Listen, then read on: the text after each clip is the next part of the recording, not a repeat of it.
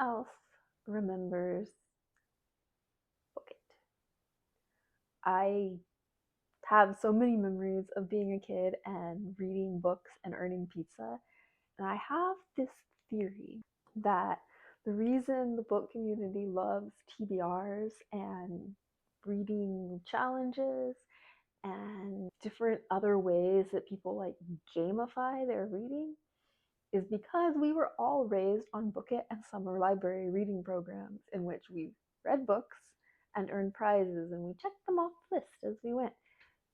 I don't really do TBRs and like competitive reading because generally I feel like reading is my recreation time, so I don't want to put any kind of pressure or stress on that. But this summer, for fun, I wanted to read books and then buy myself a fancy pizza or make myself a pizza, but I probably won't have the energy for that, so I'll probably just buy one. I could just buy myself a pizza. I could just read books and enjoy them, but I want to do them together because nostalgia. I think Book It was 10 books and you get a pizza. I'm not going to do 10 books because I am a slow reader. I'm going to do 3. And maybe if I read 5, I'll like get wine with the pizza or something. I don't know what books I'm going to read this summer, but there will be at least 3. Then there will be a pizza. The book that I am reading right now, because I have already started, it is, I think, it is June 17th. No. Is today the 17th or the 19th? Summer's feels like it's just starting, even though I think it's like already almost a third way over. Um, the solstice is coming up in a couple of days. But like I'm really starting to feel that like, I don't know, overwhelming summer swelter.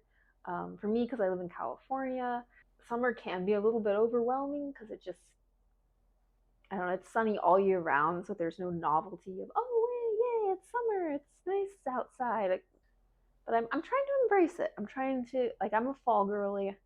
I like fall, I like spring, I like winter. Summer is probably my least favorite season, but I'm trying to embrace it, and maybe this is my way of coping with summer as I'm like, no, summer reading program for adults. But yeah, I already started one book this summer, and that is Nights at the Circus by Angela Carter. I am loving it so far. This is one of the books that if you saw my book crawl video, I couldn't find anywhere and I had to order it. So of course it was the first one I read. It's about a woman who works at a circus as a trapeze artist. My camera went out while I was filming. Does that make me officially a YouTuber? I feel like that has to be a rite of passage of some kind. But yes, Nights at the Circus by Angela Carter. I'm 2/3 way finished with it and loving it. It is about a woman who works at a circus and she has wings, but she kind of maintains the illusion that they might be fake. And there's a reporter who is convinced that they are fake, and he is interviewing her. He kind of stalks her and works at the circus to try and find out that she's a fake. It has Angela Carter's usual like whimsical like darkness, where it's very fable-ish. There are animals who are able to write out contracts, and obviously humans with wings and all such things. But it is also very dark. There's a clown who tries to kill someone, and it is very much like a dark fairy tale. It kind of has a feminist metaphor in that she knows she can fly, but she has to pretend that her wings are fake in order to survive in society because they just wouldn't accept her as just a winged person. So she is hiding in the limelight, pretending that she's a fake when actually she's realer than any of the other characters. And there is also a lot of women helping women, which I really love, especially since it was written way back in the 80s. yeah, there's just like a lot of like women helping each other out. Even when like the main character is jealous of this other girl, she's still like, wow, I'm still gonna help her get to a better place in her life because she deserves it. And I think that's really, really awesome. And I was really excited and did not expect there to be a lesbian subplot in it, which, because it was written in the 80s, I just didn't expect that. But there are. I don't know how that's going to play out, if it's going to end happily or not. But some of the side characters fall in love in the background. It's been really an exciting read. I've been enjoying it a lot. I even got a bottle of champagne to read to drink with it next time I read because the characters keep drinking champagne and it just kind of has that like decadent fun vibe. When I leave the house to do walks, I've been putting a bunch of like picnic foods in a bag and also bringing my book in a blanket. The idea is that if I have like an hour or two between walks, I don't have to come home and I can just find the nearest park and like sit down and take my break there. I'm excited. I'm going to be reading books and eating pizza this summer and not being mad that it's not fall yet. Although it is almost solstice, which means that from there on it's going to start getting darker and darker and darker. So all is on the way. It is. It's coming.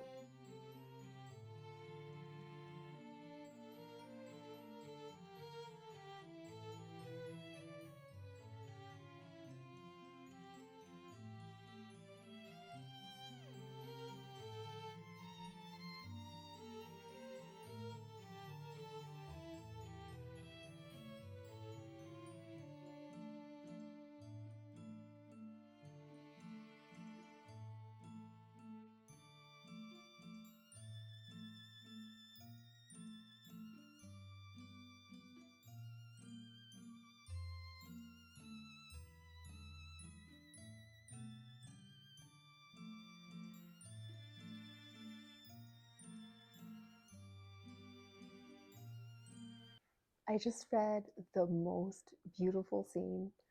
Um, so this book, The Nights at the Circus, is divided into three sections, and I'm on the third section right now. And the third chapter is almost a short story. It could very much stand alone. I know it's going to tie into the larger picture, but it's about, see, how much information do you need to understand the beauty of the end of the chapter? Um, so it's about a woman's prison, more or less. So far, this book has been the first book I've read this year that I've been writing whole paragraphs of in my reading journal. And I ended up writing down, I think, three whole paragraphs from the same like 2.5 pages at the end of this chapter. Like, I'm tempted to just read you those whole 2.5 pages because they were beautifully written, and just they made my heart so happy. But we're just going to read. Oh, I don't know which one's the better one to read. Okay, this one explains more, so I'll read this one. Desire, that electricity transmuted by the charged touch of Olga Alexandrova and Vera Andreevna, leapt across the great divide between the guards and the guarded. Or it was as if a wild seed took root in the cold soil of the prison, and when it bloomed, it scattered seeds around in its turn. The stale air of the house of correction lifted and stirred, was moved by currents of anticipation, of expectation, that blew the ripened seeds of love from cell to cell. The slow hours walk around the covered inner courtyard, where the guards kept pace with the inmates, when for just that single hour the bars did not divide them, took on something of a bridal, a celebratory quality, as the flowers that sprang from those seeds grew in silence, as flowers do. Her writing is so poetic, and like she doesn't hold back. Like, if I were writing that, I might have put like one or two metaphors, but she just goes, like, the sentence starts with one metaphor and she's like, and this and also this and also this, and there's so much packed into one sentence, and it's beautiful and exciting. and just the scene of like these women who are stuck in all incarcerated together, and the guards are also more or less incarcerated, and suddenly they quietly, silently realize that they are sisters and they can help each other, and they all run off and, spoilers, escape. It's beautiful. I love it. I love how this book so far is so much about women helping women. Anyways, I just want to say that because I got really excited about that scene. Really good chapter. It's a really good chapter. I'm excited to see how it ties into the rest of the book, because the circus had a train crash, and now there are these women who just broke out of prison and they're gonna collide, I think.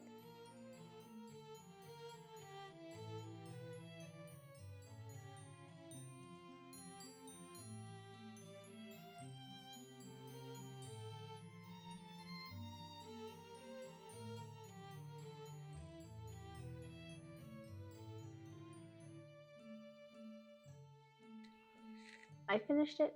I finished Nights at the Circus by Angela Carter. Not to be confused with Night Circus by Erin Morgenstern. Also a good book. There are some similarities. They are both stories about the circus set in turn of the century. The Night Circus is like 1890s. Nights at the Circus is like 1910s. There's about maybe a little before 1910s, like the 1900s. A very similar time frame. They're both magical circuses. They both have a story where there's a dude who goes to work at the circus in order to stalk the girl who's at the circus, which is an odd similarity. And they both have a cast of very fun, very colorful circus performers. That's where the similarities end. No, they also both have very beautiful prose, very beautiful poetic prose. And this one is newer. It was written more recently. It's a lot more of a YA style, romanticy style type of like genre fiction story. Nights at the Circus is more literary.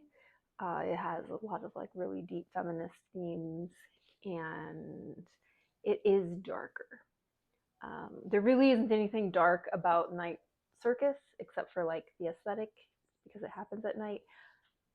It's pretty just much just like a whimsical fairy tale romance, and Nights at the Circus deals with some pretty heavy themes, and because it was written longer ago, it was written in the 80s.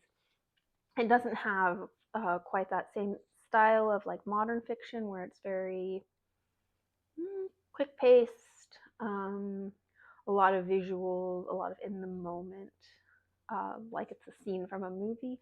There's a lot more, let's get in the tangles of people's brains type of stuff. I enjoyed this one more. I read Night Circus several years ago, and I enjoyed it a lot. I think it's a really good book. And while like they're completely different books, they have different vibes. I hate comparing books at all, because it's just like, well, they're both different. They have different moods. But if I had to choose which one I like better, I like Nights at the Circus by Angela Carter. It ticked off a lot of boxes for me. It had a surprise biracial lesbian romance. That's always a plus. It does have a romance, even though it started with him kind of like stalking her. I do feel like he earned, like he grew basically. So it didn't feel too icky that they ended up together. And I just really loved the language and the themes of like women helping each other. And the best character, like I'm trying not to give spoilers, the best character is Lizzie, who is the main character's adopted mother, and she is awesome. She doesn't take shit. She is, I don't want to give too much away, but she's also an activist. She is like looking out for Lizzie, but also like looking out for Sophia, but also rolling her eyes at her, because she's like, why are you doing all these silly things? And yeah, she's the best character. She's my favorite. I would give a content warning if you were interested in reading Nights at the Circus. It has a lot of violence to animals. Like it made sense for the story, but every time I was just like, what? Also violence to women. And again, that's part of the story. It's very much depicting the difficulty of being women in that time era.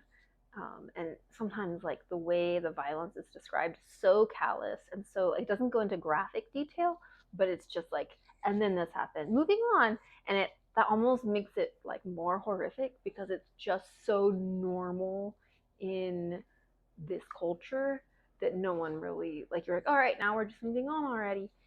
One of the three books is finished, so now I have to decide what to read next. I was gonna count a beta read that I'm doing for my next read, but they haven't sent me the manuscript yet, so I can't start it. I'm looking over at my stack of books, and I just like don't know which one to pick. There's a bunch that look really interesting. I think I want to read this book next. The Fantasy of the Middle Ages, an epic journey through imaginary medieval world. Just because I'm gearing up to polish up heart spotters before I publish it. And it's been a while since I've done like in-depth research of the medieval period, and the books happen in more of like a once upon a time imaginary world. I kept it vague on purpose because I wanted it to feel like a fairy tale. Fairy tales happen in the medieval times ish, but most of them were written in like the 1700s and 1800s, 1600s. So there's this really like, it's another time period idea of the Middle Ages rather than the Middle Ages themselves, and it's a very whimsical, once upon a time type world that's not really grounded in any like specific historical time. But that doesn't mean that exploring the actual medieval history doesn't give a lot of details that I can put in there. And I've done a lot of research of the medieval period, more specifically for when I was doing White Heart in my Gawain series, which I hope I'll get back to one day. But I got distracted by Snow and Rose, so. But I haven't done a refresh in a while, and so I think I would like to read through this book. It's more about the fantasy of the medieval ages rather than medieval times themselves. So I'm really interested in seeing how that manifests in this book. And I do think it would give me some texture to use for going into my final developmental edit of Heart Splatters.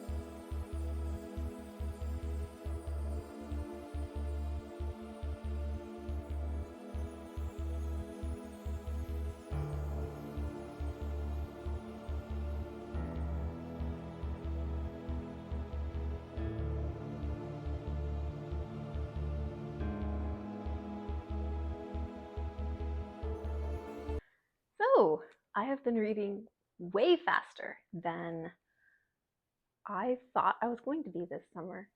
I finished Fantasy of the Middle Ages. It only took me a week or so, which is quick for me. I think it only took me like 3 or 4 days.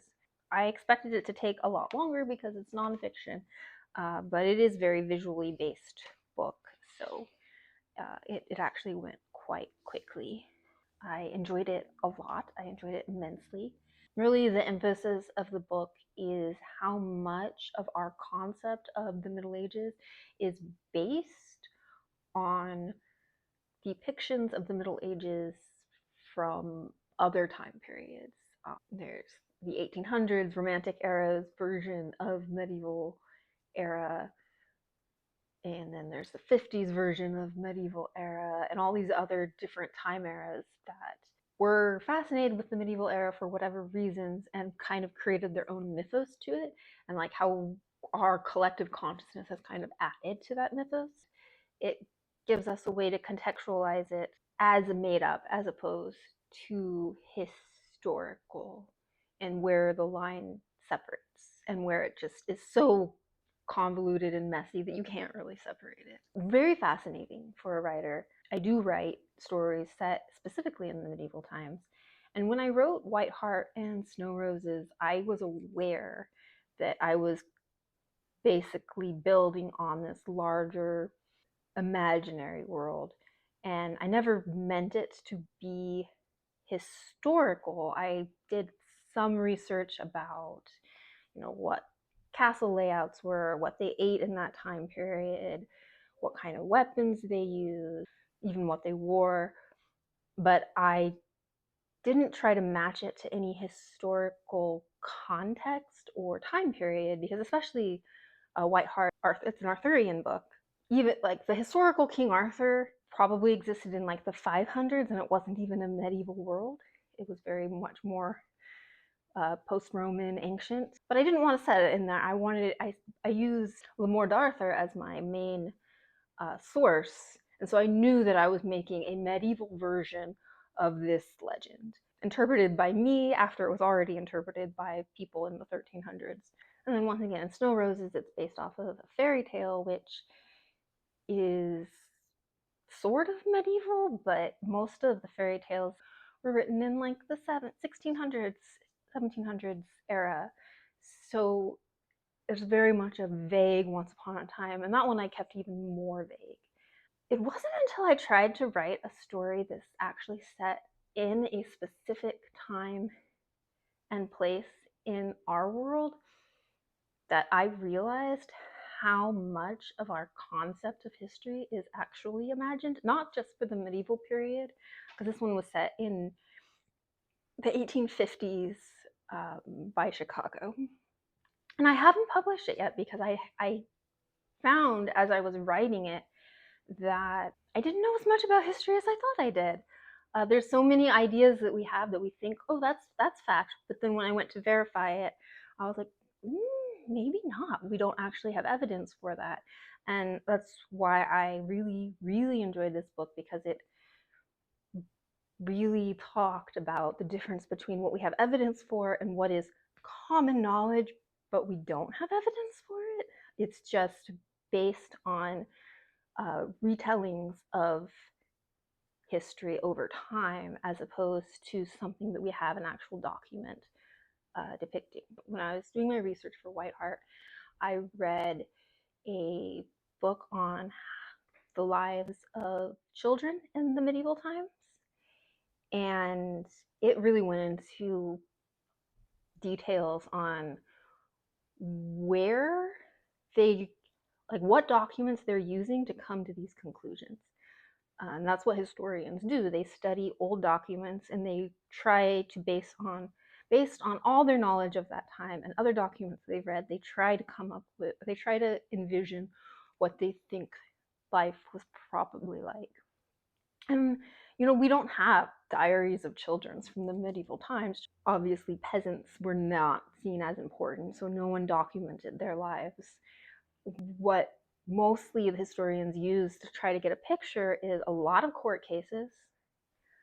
Court cases will tell you a lot about what was expected, what people were messing up, how people were annoying each other, etc., etc. And a lot of like apprenticeship documents. I wish I could remember what the book was called because I read it so long ago.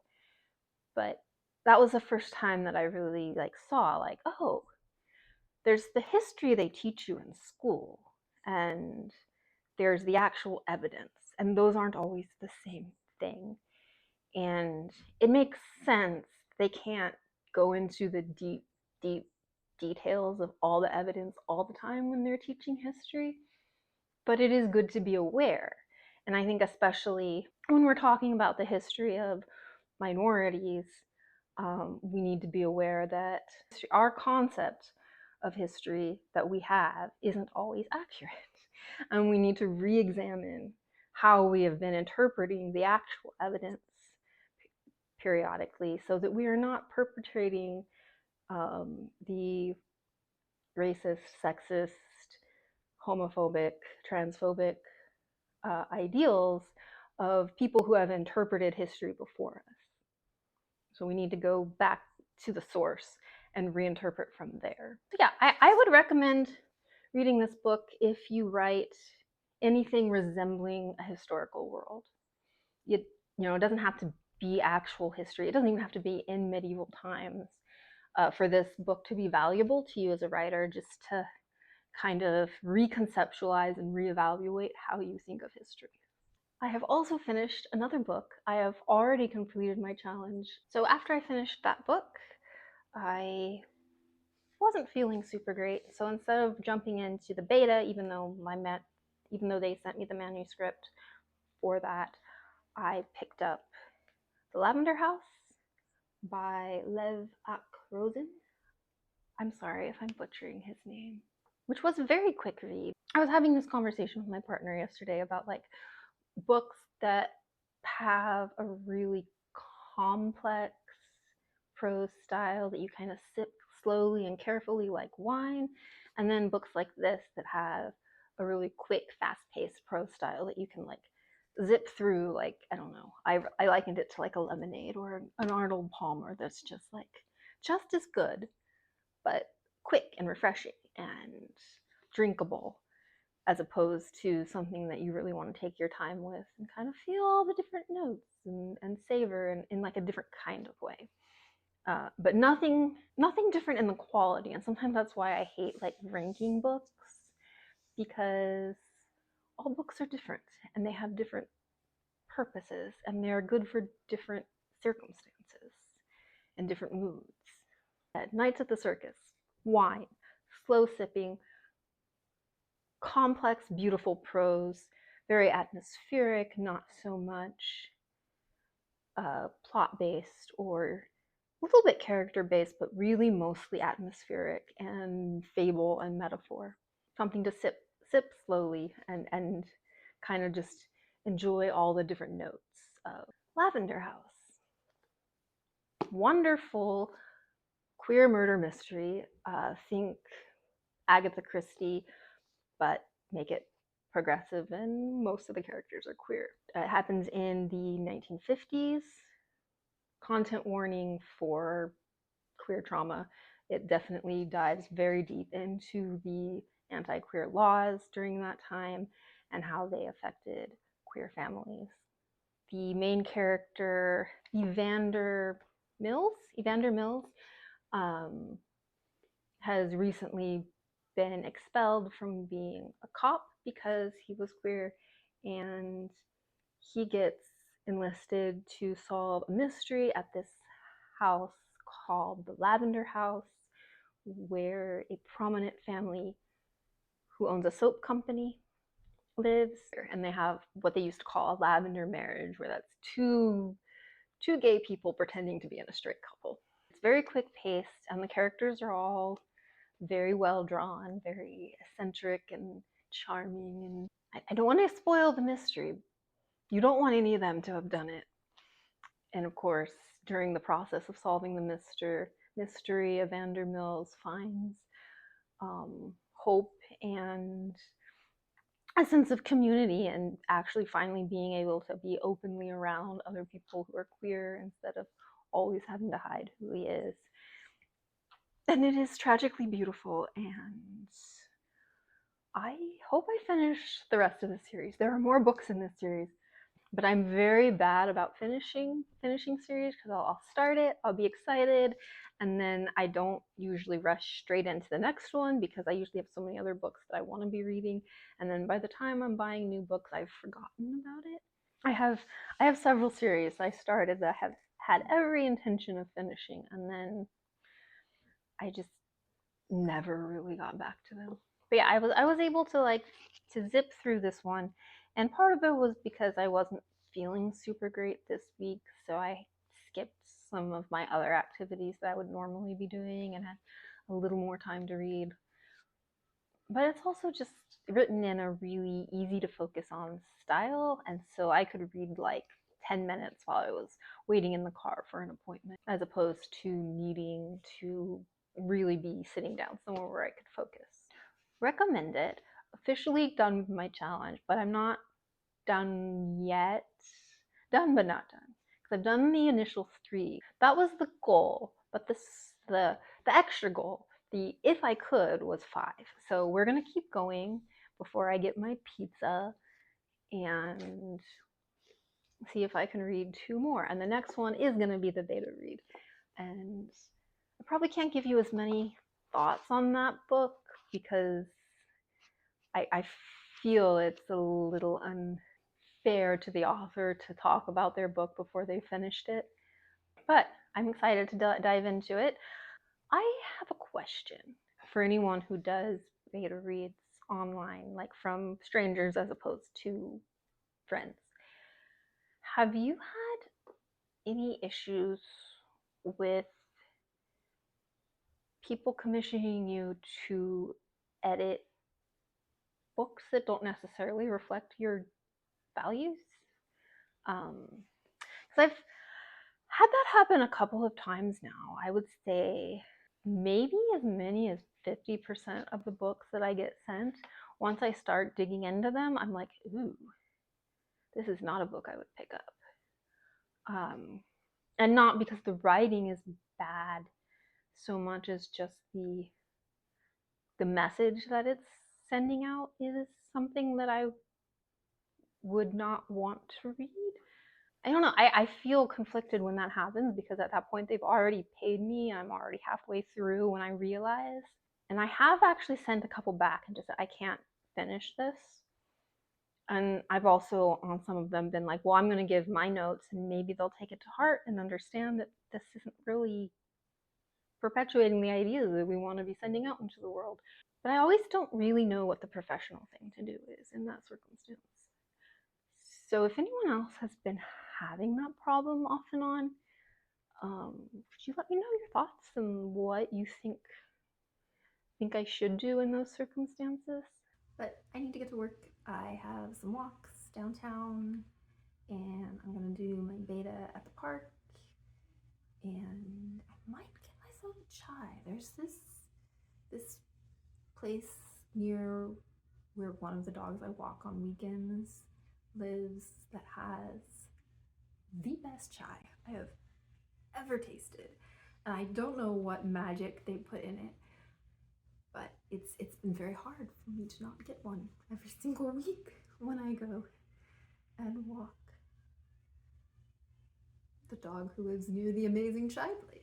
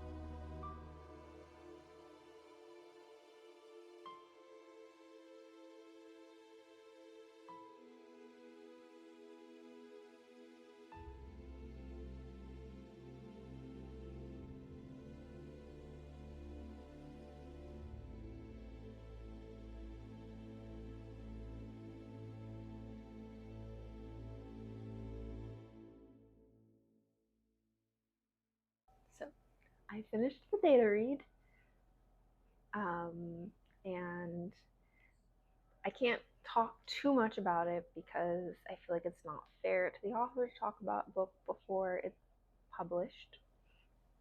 But there were no problematic themes, so that was good. I guess I have been getting a little bit better at vetting projects before I take them on. I enjoyed the book a lot, but I did feel like, there are some places that could be polished up a little bit here and there, and hopefully my advice will be useful to the author. When I have someone beta for me, I'm not really asking, is it good, is it bad? I don't consider their commentary to be the same as like red marks from a teacher, because not everyone is going to like your book. That's just not realistic. Not everyone is the right audience for it. But what I want to know when I have other people read my work to give me feedback is, did I write the book I intended to write? Are people feeling the same emotions about the characters and events that I want them to feel? Do they understand the themes, etc., etc.? And so when I do a beta, I try to give a really detailed commentary about what is going through my mind, almost like a director's commentary. Of course, not a director's commentary because I don't have behind the scenes information to convey, but an audience reaction, just scene by scene. This is how I feel in this part of the story. This is what I think about this character, and then sometimes I'll insert my writer mind, my editor mind, and be like, okay, I think you could do this, and this would make it stronger. So that's book 4. So we're going to move on to book 5. I was going to read my manuscript for book 5 since I just got some feedback from betas for my work. But one of the pieces of feedback I got was that Lucille, the villain whose origin story the prequel is, has some powers at the end that she doesn't really have in Snow Roses. So I think I'm actually going to read Snow Roses for my final book of this vlog. I am not an author who reads my own work after the fact, but I do reread it when I write sequels, of course, just to make sure there are no incongruencies. And I reread some of the scenes with Lucille in them in my early drafts of Heart Splatters, but I haven't read it in all the way through in like 6 years or so. So yeah, I'm gonna go through this. I'm gonna go through Snow Roses. Um, I don't know how long it'll take me to read it, and that will be the final book for this vlog. I'm tempted to be, because I had assumed that this vlog would take me all summer long, and that turned out to not be the case. It's only the middle of July. So I'm tempted to be like, well, maybe I'll read 7 books and then I can get ice cream with my pizza. But I'm gonna stop here. Just be glad that I completed a goal sooner than expected and enjoy that instead of being like, well, that was too easy. I'm gonna make it harder for myself. I will send out my notes to my beta author and tell them I enjoyed the book and give them my feedback. And then I will get started on reading Snow Roses. I do miss Snow and Rose, and it will make me more excited to get started on book 3 once I finish Heart Splatters and get that out there, because book 2, Nightbriars, left Snow and Rose in a very bad place, and that was, I think, 6 years ago now. But yeah, I've been anxious having left Snow and Rose in that very sad situation that they are in at the end of Nightbriars, and I've been anxious to get back to finishing their story. And I think reading this is going to make me even more anxious to get back to my girls. But there was a reason I decided to divert and go to Heart Splatters before I went to book 3, and I can't say anymore because that would mean spoilers. I'll see you again after I've finished this read, and I'll get to have some pizza.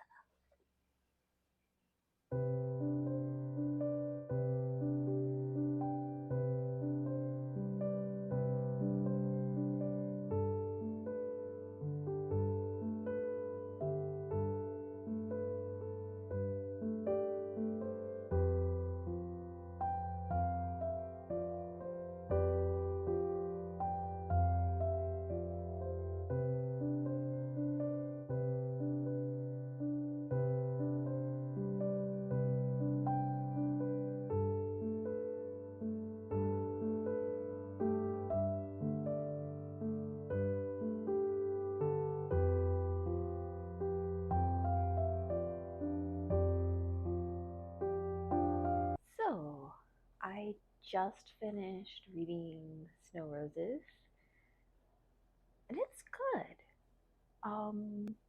I was surprised how much I actually enjoyed reading it just because I wrote it. So I was assuming that I would, be not tired of the story, but really just be thinking of the construction of it rather than just being able to enjoy it. But I was able to just kind of surrender to the experience, and I found a couple of things to keep in mind when I dig into the prequel. Although she did actually have the power that the reader pointed out that she didn't have in this book. So yeah, she did actually have that. So that was something I don't need to change, I guess. If you don't know the plot to Snow Roses, it is based on several fairy tales. The two that you will probably recognize most would be Snow White and Little Red Riding Hood, but there's also some elements of another fairy tale with the same motifs as Sleeping Beauty called The Sun, the Moon, and Talia, as well as a well known within fairy tale circles, but less known in the mainstream story called Snow White and Rose Red. Only I changed it because in the original version, Snow White and Rose Red are sisters. But I thought it'd be more fun if they weren't sisters and they could be lovers. So that's what I did. It's very cottagecore, but very dark cottagecore. There's a lot of ghosts and monsters in the woods. Definitely graphic violence, as well as some other content that requires a warning. So it is dark, but it also has that cottagecore vibe where there's these two girls living and thriving together in the woods, hiding from the darkness until they're ready to face it. I mean, I know like my opinion of the book is never going to be very like it's never going to be an objective or unbiased opinion because I did write it. But it really is the song of my heart. I don't know if I'll ever write a book I'm as proud of as I am of Snow Roses.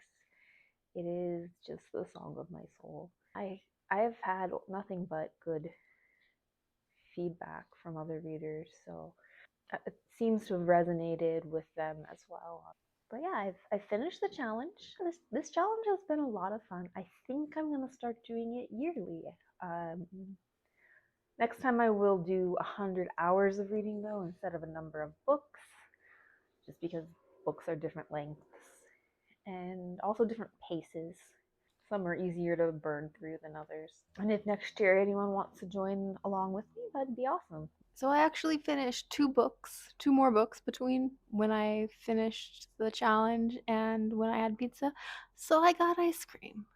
The books I finished were my own manuscript for my prequel to Snow Roses and volume 4 of Monstrous. Both very good books, if I do say so myself.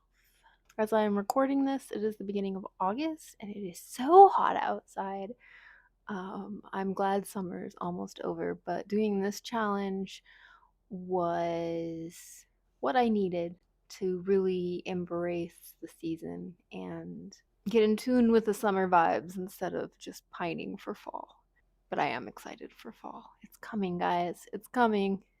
Thank you so much for watching. Please consider subscribing to Ink Spills if you enjoy fairy tales, gothic literature, poetry, book recommendations, or writing.